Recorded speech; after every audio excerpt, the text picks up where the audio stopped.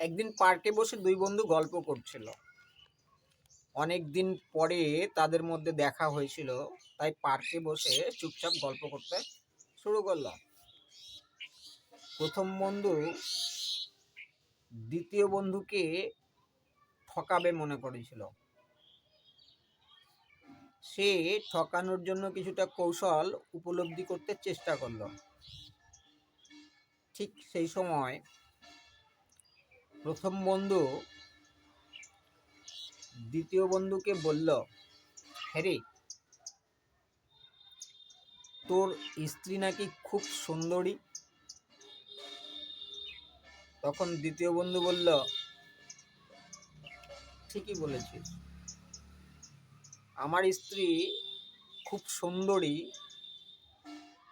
এতদিন আমার মনে হয়েছিল, কিন্তু যেদিন আমি তোর স্ত্রীকে দেখলাম সেদিন আমার ভুল ভাঙল।